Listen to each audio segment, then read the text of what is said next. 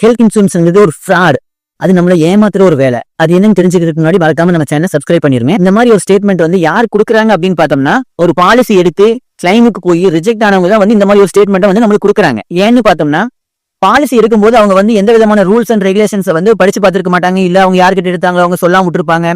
இல்ல ஆன்லைன் எடுத்திருக்காங்க அப்படிங்கும்போது பாத்தீங்கன்னா எதையுமே படிக்காம டேர்ம்ஸ் அண்ட் கண்டிஷன்ஸ் டிக் பண்ணி விட்டுட்டு அவங்க பாட்டுக்கு எடுத்துட்டு போயிருப்பாங்க. அவங்க வந்து இந்த மாதிரி ஒரு கம்ப்ளைண்ட் வந்து நமக்கு எப்பவுமே சொல்லிட்டே இருக்காங்க. பாலிசியோட டேர்ம்ஸ் அண்ட் கண்டிஷன்ஸ் பாத்தீங்கன்னா பாலிசிக்கு மாறுபடும், கம்பெனிக்கும் மாறுபடும். ஆனா ஸ்டாண்டர்டா எல்லாத்துக்குமான ஒரு பொதுவான கண்டிஷன் அப்படிங்கிறது வந்து IRDA வந்து நம்மளுக்கு இன்சூரன்ஸ் நிறுவனங்களுக்கு வந்து கொடுக்கப்பட்டிருக்கு. அது வந்து எல்லாத்துக்கும் ஒரே காமனா தான் இருக்கும். அது என்னன்னு பார்த்தோம்னா எந்தெந்த டிசீஸ் வந்து எப்ப கவர் ஆகும் அப்படிங்கிற ஒரு ரூல்ஸ் அண்ட் ரெகுலேஷன்ஸ் இருக்கும். ஏன்னா எல்லா டிசீஸுமே பாலிசி எடுத்து முதல் நாள்ல இருந்து கவர் பண்ண முடியாது, கவர் கொடுக்கவும் முடியாது அவங்களால.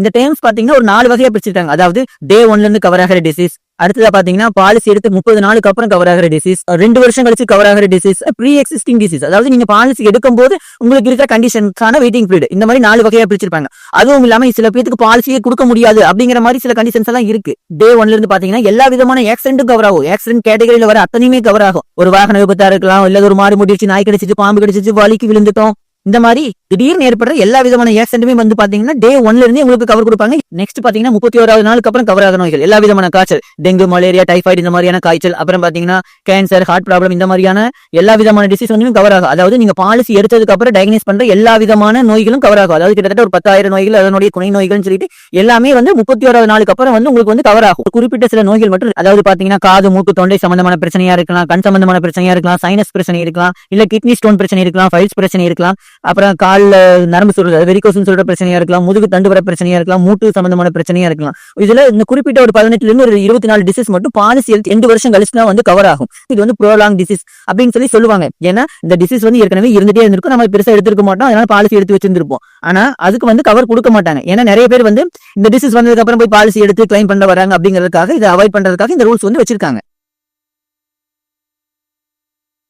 அடுத்தது பாத்தீங்கன்னா ப்ரீ எக்ஸிஸ்டிங் டிசீஸ். அதாவது நீங்க பாலிசி எடுக்கும்போது ஏற்கனவே இருக்கிற நோய்கள், அதை வந்து பாலிசி எடுக்கும்போது கண்டிப்பா நீங்க மென்ஷன் பண்ணிருக்கணும். மென்ஷன் பண்ணியிருந்தீங்க அப்படின்னா அதுக்கு வந்து ஒரு 3 இயர்ஸ் பாலிசி போட்டு 4 இயர்ஸ்க்கு அப்புறம் நீங்க அதுக்கு கவர் வாங்கிக்க முடியும். சப்போஸ் நீங்க மறைச்சு எடுத்துட்டீங்க அப்படிங்கும்போது, நீங்க ஏதாவது ஒரு டிசீஸ்க்கு வந்து அட்மிட் ஆகுறீங்க அப்படிங்கும்போது அது வந்து டயக்னைஸ் பண்ணிட்டாங்க அப்படின்னா வந்து உங்களுக்கு கிளைமும் கிடைக்காது, அந்த பாலிசியை கேன்சலும் பண்ணி விட்டுருவாங்க. குறிப்பிட்ட சிலருக்கு வந்து பாத்தீங்கன்னா எந்த விதமான பாலிசி கொடுக்க முடியாது, அதாவது ஒரு குறிப்பிட்ட பாலிசி மட்டும் தான் கொடுக்க முடியும். அதாவது கம்பெனியோட அப்ரூவல் பொறுத்து. யாருன்னு பாத்தீங்கன்னா ஹார்ட் ஆபரேஷன் பண்ணவங்க, கேன்சர் இருந்து கியூர் ஆனவங்க, இவங்களுக்குலாம் வந்து பாத்தீங்கன்னா ஒரு குறிப்பிட்ட பாலிசி மட்டும் தான் கொடுக்க முடியும். ஒரு கேன்சர் கேரோ, ஒரு கார்டியாக் கேரோ, அந்த மாதிரி ஒரு பாலிசி மட்டும் தான் கொடுக்க முடியும். அது கம்பெனியோட அப்ரூவல் பொறுத்து தான் கொடுக்க முடியும். நீங்க இதெல்லாம் இருக்கிற மறைச்சு ஒரு பாலிசி எடுத்திருந்தீங்க அப்படின்னா இது சம்பந்தமான ட்ரீட்மெண்ட்டுக்கு போனீங்கன்னா அது வந்து எந்த விதமான கிளைமும் கிடைக்காது. உங்களுக்கு தகவல் வந்து உங்களுக்கு யூஸ்ஃபுல்லா இருந்துச்சுன்னா மறக்காம உங்க ஃப்ரெண்ட்ஸுக்கு ஷேர் பண்ணிக்கங்க. உங்களுக்கு ஏதாவது பாலிசி தேவைப்பட்டா ஸ்கிரீன்ல இருக்கிற நம்பருக்கு மறக்காம கால் பண்ணுங்க.